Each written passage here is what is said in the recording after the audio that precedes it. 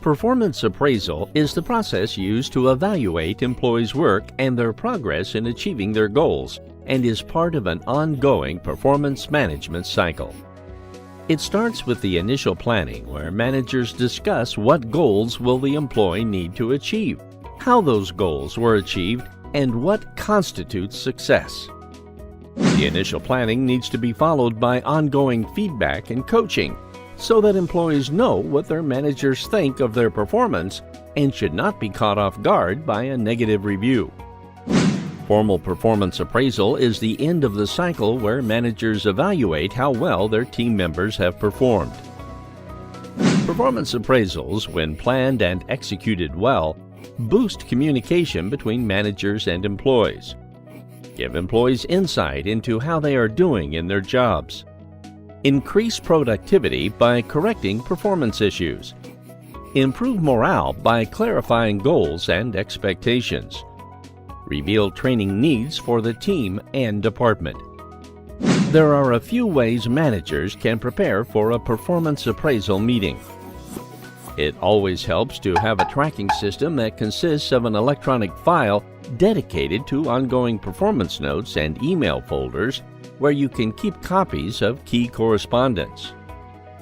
While evaluating an employee, it helps to begin by compiling a complete picture that includes notes you've taken, job description, employees' performance goals, and relevant feedback from all stakeholders.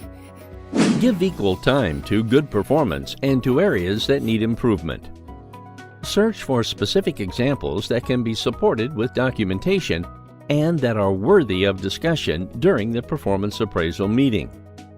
In order to evaluate performance, a manager must link performance to goals. He or she must assess what an employee has done, the goals that were achieved, and how the employee achieved those goals. The performance dimensions refer to the how of performance. That is, in what manner did the employee achieve the goals? The performance dimensions that the manager can use to rate the employee are as follows. Goal orientation refers to focus on understanding and achieving the goals and taking ownership of the deliverables. Reliability is defined as the capability to perform consistently, ensuring that the employee can be counted on to meet deadlines and achieve goals. The capability to face mistakes and deal with them instead of finger-pointing. Relationships. This is the capability to build solid work relationships, self-awareness, interact positively with colleagues, and the ability to communicate well with others. Problem solving is the ability to face challenges and not get discouraged by roadblocks. The capacity to identify problems that prevent a project from moving forward successfully and immediately begin working on solutions or alternatives. Productivity is the ability to consistently produce high volume of quality work. Initiative. This capability refers to an employee's proactiveness and enthusiasm to do things and to go above and beyond the call of duty. We have a 3-point scale to assess the overall performance of an employee. Getting there has met some but not all goals. On track has met all the goals. Ahead has not only met but exceeded the goals. While allocating the final rating to the employees, please be aware and avoid the following common rating errors. Central tendency, rating everyone in the middle of the rating scale. Halo horns effect, prejudice against one aspect of an individual's performance influence overall evaluation. Similar to me effect, rating people who are similar to you higher than others. Recency effect, allowing minor events to have more influence on rating than major events. Hired versus inherited effect, rating the people you hired higher than those you inherited. As you plan the discussion, ensure that you have specific details to support your conclusions, whether positive or negative. Get your employee's perspective on his or her job experience. Remind your employee to complete the self-appraisal well in advance of the meeting.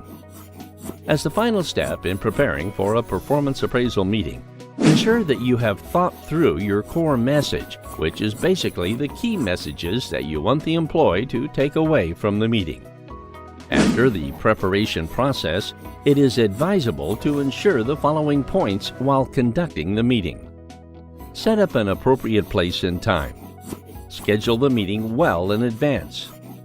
Give the meeting the required attention by avoiding distractions like phone calls and emails during the meeting.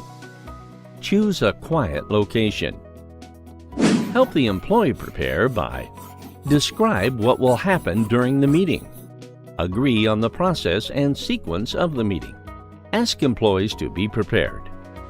Provide the written performance appraisal in advance of the meeting.